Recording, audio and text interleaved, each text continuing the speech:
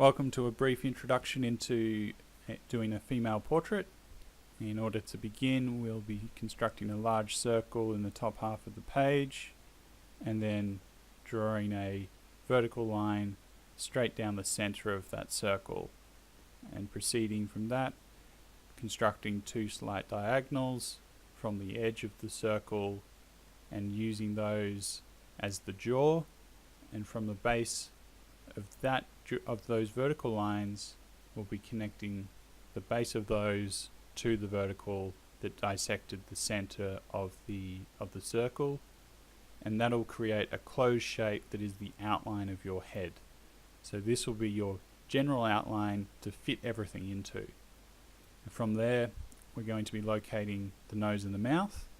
The nose is quite simple. It sits right onto the intersection point between that vertical line and the base of the circle, and the mouth is situated halfway in between the nose and the chin. Then important to find where the eyes line up. They sit at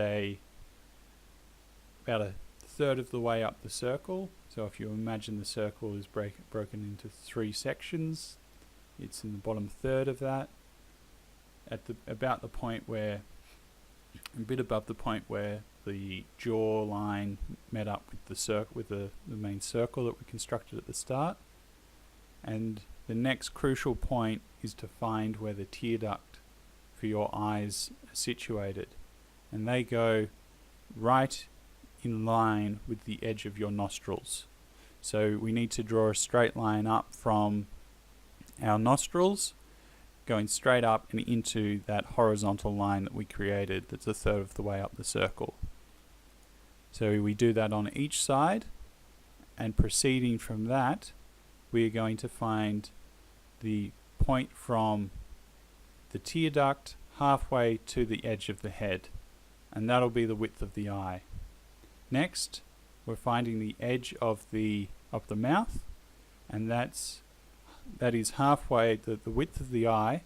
The corner of the mouth lines up with the center of each eyeball. So draw a straight line down from the center of the eyeballs, from the left and the right one. Draw a straight line down, and then creating two dots, and those dots will be at the corners of our mouth. Following that, we're going to be making the top and bottom lip. You can reflect a simple arc for each of those, and you can connect the top lip from corner to corner. However, don't do that for the bottom lip. For the bottom lip, just create a small line, a small curve, and do not connect it into the corners. So following that, we're just going to be creating the ears, and they're located at the point from the base of the nose is where the base of the ear is, and the top of the ear is in line with the base of the eyebrows. So at that point is where the ears need to sit in between both the base of the nose and the base of the eyebrows. And I'm now just creating the bridge of the nose, and that's just to give a little bit more definition in the face and filling out a little bit more of the shapes. So from here, I'm just doing a little bit of shading on the upper lip. You only need to shade the upper lip to show a little bit of the changing in planes. Defining out a little bit more of the jawline, a little bit more of the eyebrows. They're not quite the same angles as the eyes themselves. And now finding the hairline, and I'm just doing some lines that are a little bit inside of the edge of the head, particularly in the center. So that plane that's at the front, that's got a bit more distance to it, so make sure you get that shape relationship working. And now I'm working on the ears and just showing some basic shapes for what's inside the ears, doing a few half circles, lots of curves in the human face, not many straight hard edges. Now moving on to the irises and the pupils. So the irises, we're trying to make it so that they're you're seeing about 3/4 of the iris. You don't get to see the whole iris, so that you don't get to see the tops. The top section of the eye is white. You want it to look quite relaxed, a comfortable position for the face to be resting in. And the shape and overall size of the iris and the pupil is about half the size of the iris, and the iris is about half the size of the overall eyeball. So see if you can achieve those shape relationships that I have in my portrait. And now moving on to defining out a little bit more of the nose and cleaning up some of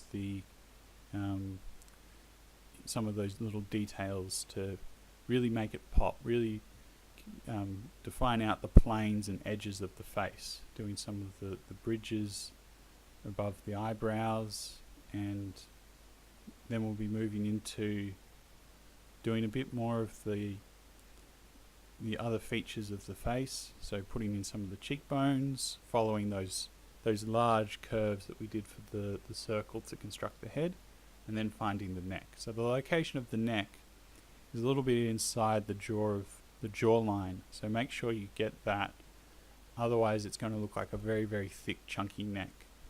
So make sure it's sitting a little bit inside where the jaw is, and keep it as a slight angle going away from the body to show the flowing into the rest of the body.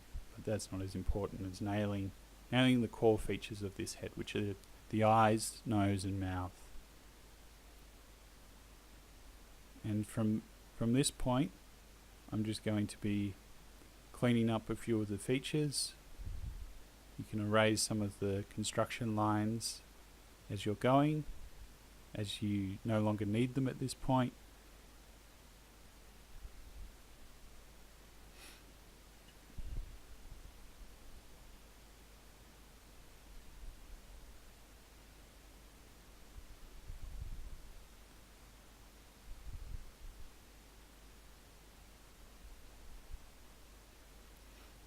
So I'm softening some of these edges here. I'm going around and just softening particularly the corners of the jaw and the chin. I don't want it to look like a very dominant chin or jawline. I want it to feel quite soft and rounded. And it's the same with the eyebrows.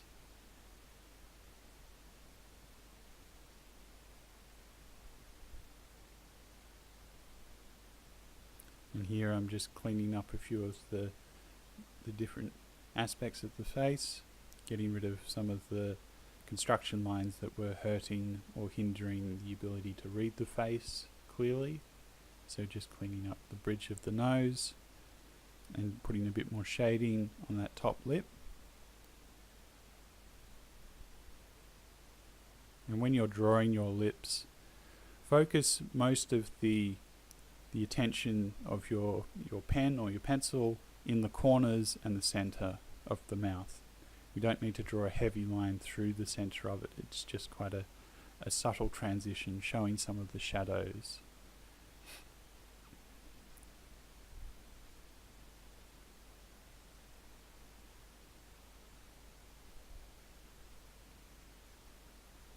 And finally, just addressing some of the areas that I have noticed there was I had a bit of concerns with. The nostrils not quite working correctly for me, and making those feel a bit more natural, getting some of the shadows into areas that aren't receiving direct light, that are turning away from the light source. And there we have it. You should have a completed female portrait.